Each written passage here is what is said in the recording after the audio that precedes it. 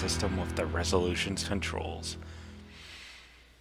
She scanned the starscape around them, zeroing in on a cluster of small objects far from any of the system's major bodies. She sent out a radar ping for a more detailed scan and propelled the ship forward, beelining for the cluster.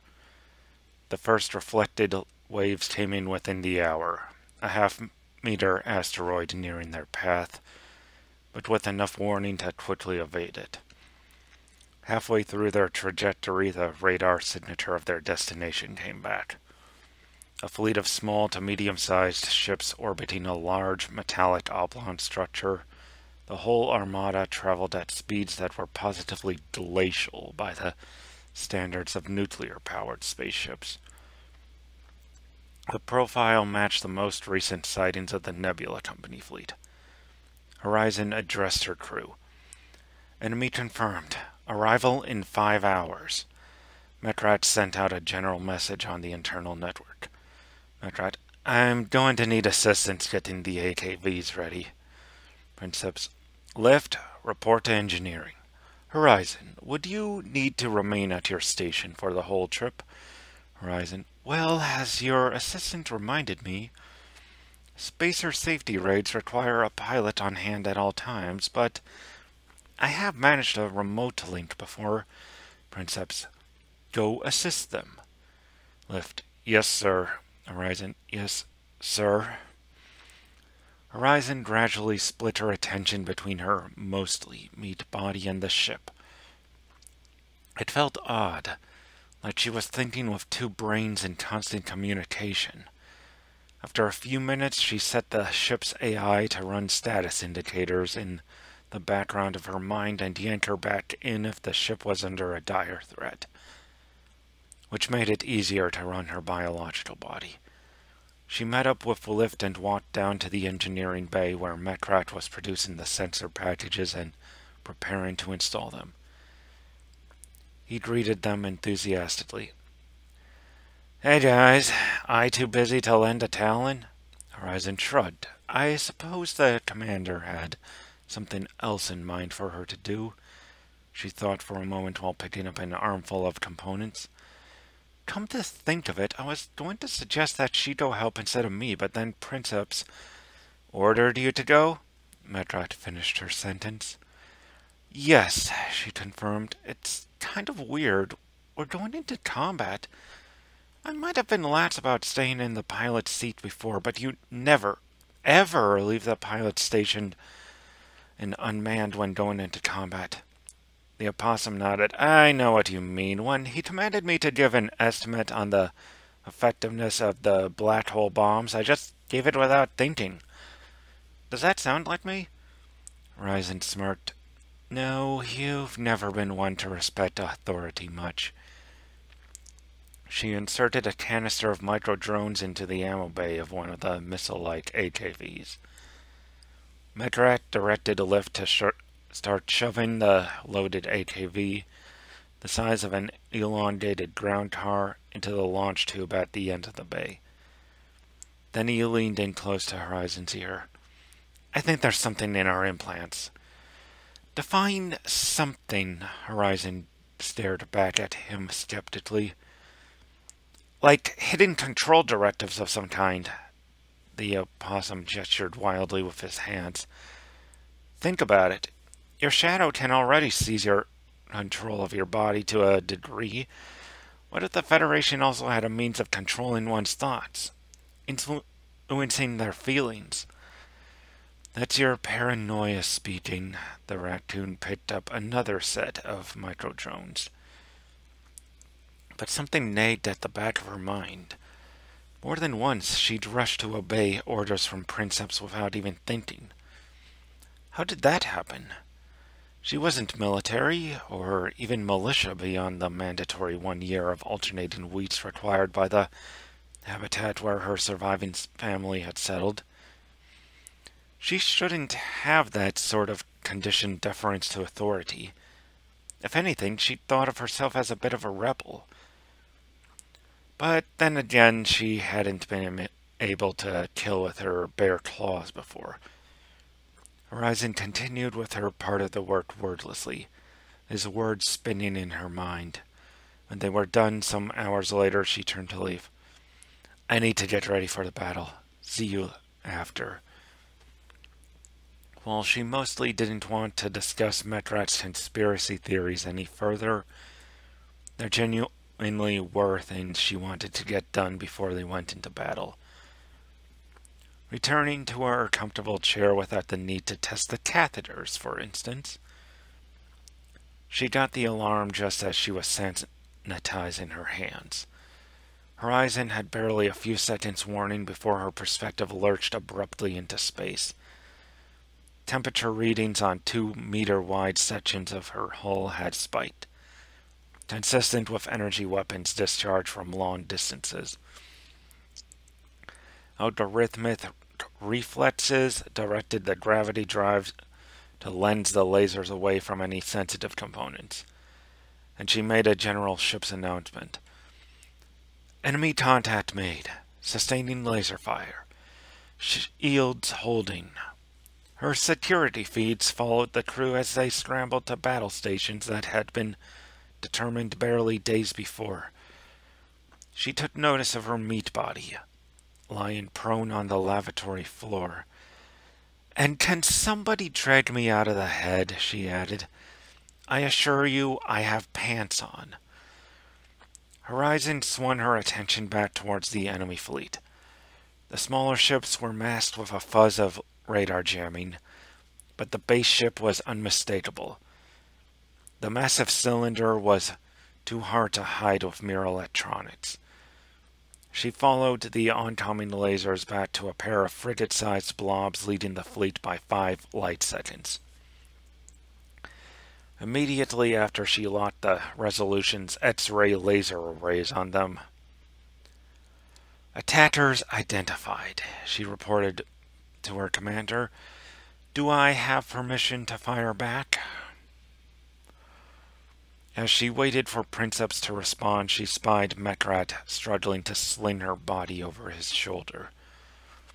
Clearly, he hadn't received the same degree of strength augmentation as Lift or in herself. After half a minute, Princeps gave his orders.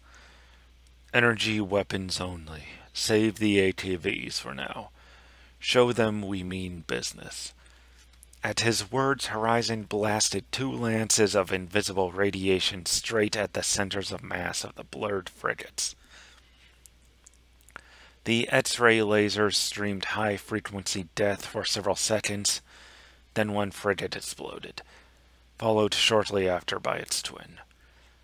For minutes afterwards, the new Federation craft and the fleet of old ones approached one another silently with tension that felt as tangible as gravity hanging in the void between. Finally, Horizon picked up a tight beam transmission from the base ship, which she automatically directed to eye in the sky. The screen displayed a scarred transgenic of indeterminate species. Horizon guessed a cross between a hyena and a reptile of some variety. This is Commodore Arquez of the Nebula Company. Whoever you are going to pay for those ships and their crews. Princeps smirked as the hybrid across the gulf of space. We are the Federal Guard Starship Resolution. You have used stolen federal property to terrorize citizens under federal protection. Surrender your illegally seized vessels and you may be shown mercy. A minute passed as the transmission crossed the gulf of space towards the pirate fleet, and the reply returned. Arquez laughed. You're those guys with the fancy FedTech ship who showed up at Stoughton, aren't you? Federal Guard, more likely you're some scavengers who got lucky. The Federation is no more. It may have left the Thierry system for some time, but it is very much alive elsewhere. Princeps postured. We have come to rectify the injustices that occurred during our temporary absence. Oh, please, the hybrid said dismissively. Even if you stood a chance against us in that tiny thing, there is no way we would surrender our home. A dozen generations of the Nebula Company have been born and recycled on board our base ship. You'll have to pry it from our vacuum-frozen fingers. Do not try us, Commodore. We just might. Princeps fixed Artis with a predatory glare. Your ships are a dozen generations obsolete. Our ship is considerably newer. You may have heard tell of our deeds at Stoughton. I'm sure your agents would be able to inform you. Were they still alive? Artis flinched momentarily when Princeps' latest words reached his ears, but he held his ground. I have no idea what you are talking about, he claimed, then turned to someone off-screen. All right, we tried to be reasonable. All ships full firepower. The transmission cut off before they could respond. Horizon picked up the heat signatures of several dozen energy weapons and missiles headed towards her. Her AI shadow calculated optimal placement of gravitic lenses to block the lasers while letting her own beams lance incoming missiles. She was taking so many lasers that she needed to let some of them in through her shields in order to fire her own beams. But at least the Resolution's hull was more durable than most of the pirates' missiles. We're taking heavy fire, she reported, attaching a feed of the battle map and the damage they were taking. Can I launch the AKVs now? Launch with preset orders. Fire at will, Princeps ordered, and sits egg-shaped craft. Bigger than conventional missiles, but still too small to carry an organic pilot, sped out of their launch tubes arrayed around the sides of the Resolution. Their integral AIs directed the AKVs on semi-random trajectories intended to confuse the predictive targeting of point defense turrets. Their small gravity drives enabling maneuvers reaction drive-based missiles and ships couldn't hope to match. Many new virtual screens opened up in Horizon's view as the 5 AKVs that weren't carrying a super weapon launched their sensor drones. She watched one AKV tear a pirate ship to shreds with its toil guns in holographic detail. Gases leaking out of the hull stained with dark blood. Others shot down missiles in flight, giving Horizon enough space to fire her lasers at enemy ships instead of their projectiles. They were still dramatically outnumbered, but it looked like they may cause lasting damage before they were forced to retreat. Then one of the AKVs exploded, having caught a stray laser in the right spot. It wasn't the one carrying the black hole bomb, but the odds that the next one would lose their precious WMD increased all the more. Another AKV intercepted a missile ballistically, increasing the odds to 25%. At that threshold, algorithms aboard the surviving vessels adopted a new strategy. Abandoning any attempt at further deception, the 3 decoys assumed a tight defensive formation around the black hole bomb. Catching an inkling of the purpose behind the change in formation, the pirates attempted to concentrate fire on the center AKV. However, the AIs worked their gravity drives in concert to form a lens shield that redirected laser fire away from the bomb. A flight of missiles streaked towards the small craft that most would consider overkill.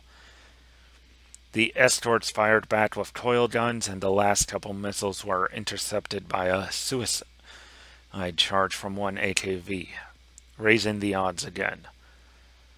But as the flight of AI-driven craft streaked towards the Nebula Company base ship, a thought dug at the back of Horizon's conscious brain. What had Commodore Artis said? A dozen generations had been— Wait, Commander! There's civilians on that ship! Princeps glared at his holo display.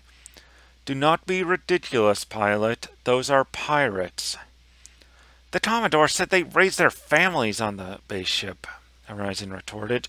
She barely noticed another ATV succumbing to seemingly the full concentrated laser fire of the Nebula base ship.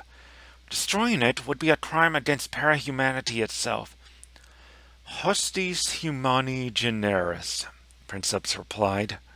Her shadow automatically translated his words as hostile human generic, but she felt there was some deeper meaning. They are guilty of crimes against parahumanity already. Horizon gave a quick mental command to the ATV carrying the black hole bomb. The launch bay holding the weapon locked up tight as a bank vault. I won't descend to their level. You have no choice, the wolf snarled. He watched the ATVs approach the base ship and then start to peel off. I order you to deploy the bomb. The locks on the ATV's bay would take precious time to open, so Horizon took the most expeditious route and directed the AI to slam directly into the great ship's hull. She watched a hull plate crumple under the impact.